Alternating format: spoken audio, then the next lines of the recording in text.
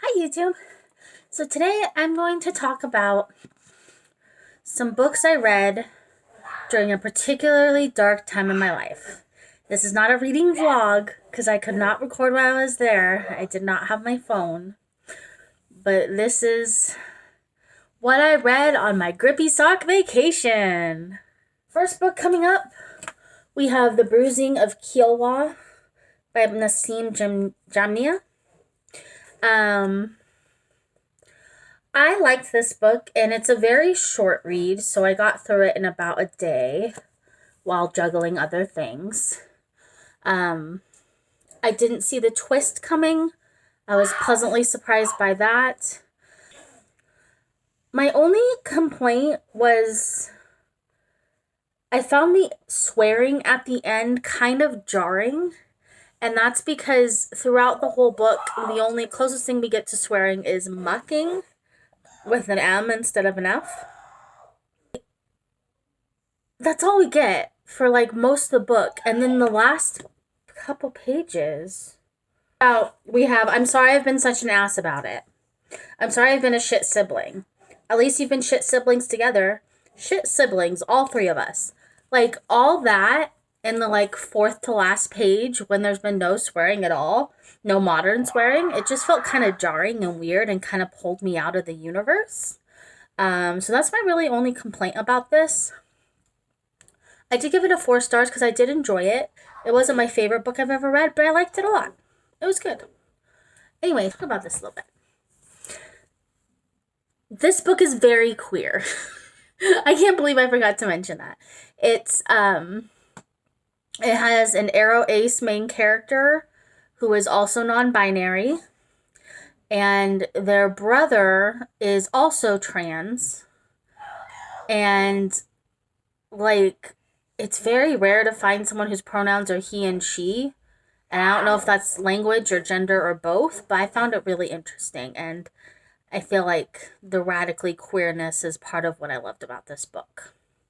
That, and it's a fantasy not set in Europe. It's in, like, fictional Persia, I think.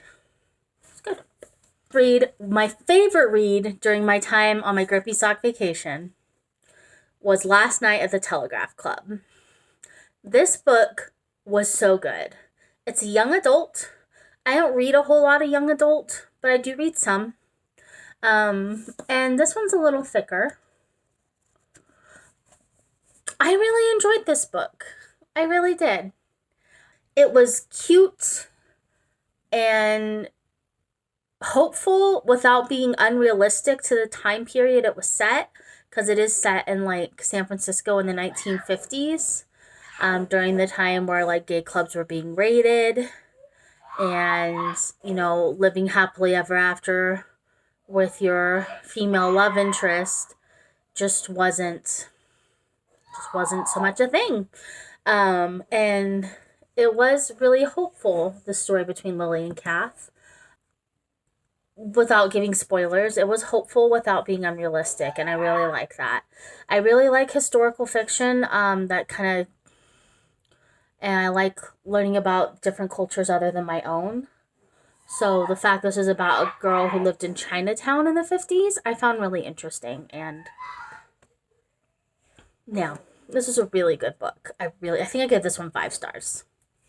And then we have my last book from my stay on my Grippy Socks vacation.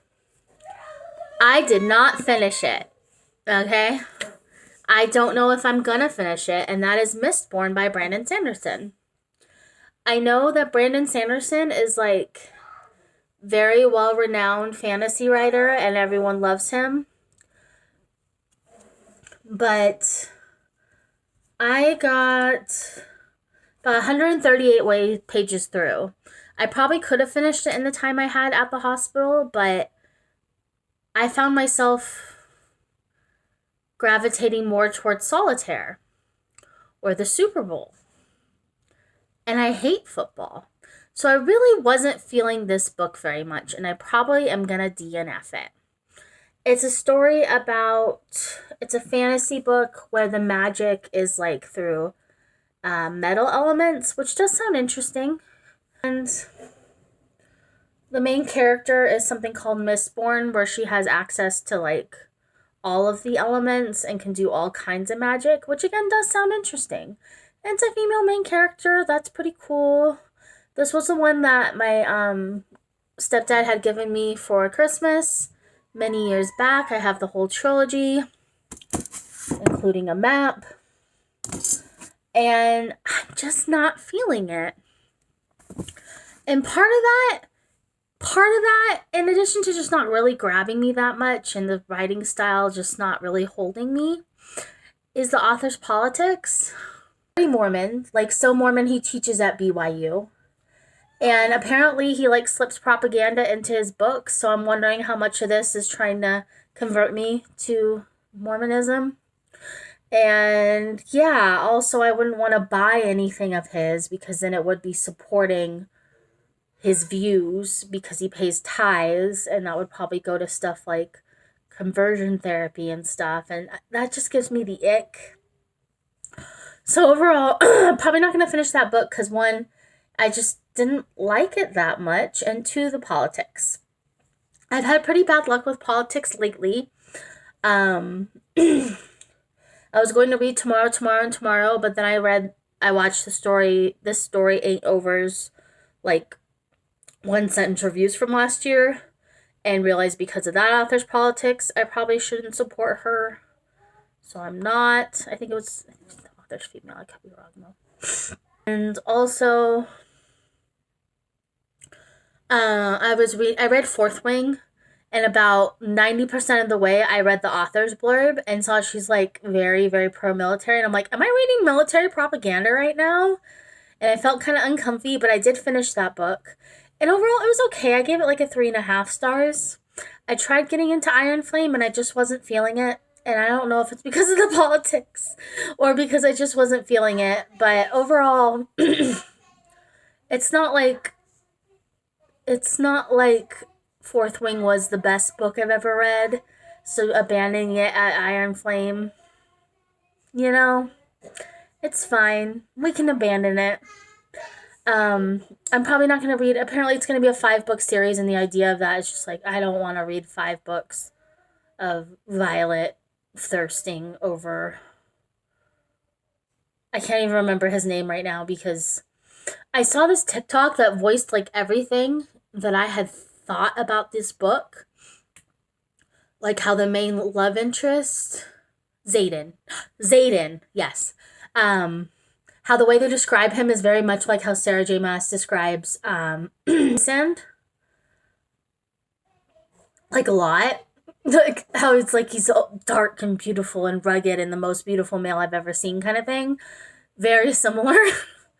And how the friend character, whose name I'm struggling to remember right now, who wasn't much of a friend in the end, although again, I didn't read Iron Flame, so maybe he's innocent. Kind of doubt it because he was kind of an asshat throughout the whole first book. How he's basically Katniss's friend. Yeah, he's basically Gale. And I'm like, oh my god, I thought these same things. It's not just me. So yeah, I wasn't a big fan of Iron Flame. It was okay. I also watched some reviews where people like one where someone acted out some of the things and how they were described so hilariously and like acted them out, and it was more clear how hilarious it was. So I also watched that before reading Iron Flame. So I was just like, I'm not feeling this book. It's not what I expected. So that's yeah. So as far as circling back to Grippy Sock Vacation Time, these books, very good. This book, meh. That's how I feel about those books. As for the Grippy Sock Vacation itself, I am doing better now. If you don't know what I mean by Grippy Sock Vacation, I stayed on the SI ward of a psychiatric hospital for about 4 days. And I'm back now. Feeling pretty okay about life. I have new medicine. I'm ready to go. Ready to read some more. Currently, I'm reading Emily Henry's Happy Place. It's my first Emily Henry. She's like BookTube's sweetheart, so we'll see how I like her. And I'm also reading The Weaver and the Witch King, The Weaver and the Witch Queen on my Kindle. Um, I hadn't really heard of this book, but I saw it at my local bookstore and I was like, ooh, that cover looks really interesting. I read the back and it sounded cool, so I checked it out from the library because I'm a piece of crap and don't have money to actually support the bookstore. um, yeah. And I don't know what I'm going to do for my next video. I'm trying to think of ideas. If you know of any cool trends for a newbie booktuber, let me know down below. If you watch this at all, let me know down below. And I'll see you in the next one. Bye. Editing Jordan here. First of all, I have a tripod now, so my videos will hopefully be a little better than when they're leaning against a book. I thought I'd do a little mini library haul. I don't know if it counts as a haul if I don't actually buy the books. But here we go. I've had this one for the longest, The Valkyrie's Daughter. It's an LGBTQ fantasy, and I think it's young adult. And I'm going to read this first because I've had it out longest. And the reason I got this, I actually got it on hold because I was excited about it when I got it recommended to me on Storygraph. Wasn't on Libby with either the Queer Liberation Library or my local library, so checked it out, the physical book. This book I am very excited about, not just because it's so well beloved, Babel, but also I was a linguistics major, so I feel like the topic of this would be really interesting, and I heard like the magic system revolves around language and stuff too, so that's pretty cool. I'm excited about that. And then we have a cheesy romance, The Love Hypothesis. I have not read any Ali Hazelwood yet. I guess why not go with her debut? It's what was available. I haven't heard it's her best of hers, but it's what was available, so I grabbed it and I'm like, sure, why not? Let's read this. Sounds fun. It's like fake dating. I don't know. And then Lessons in Chemistry by Bonnie Garmis. I didn't know too much about this book. I just saw it all over the internet. But when I looked it up on Storygraph, it seemed like something I might enjoy. So I am excited to try this as well. So that concludes my little mini book haul.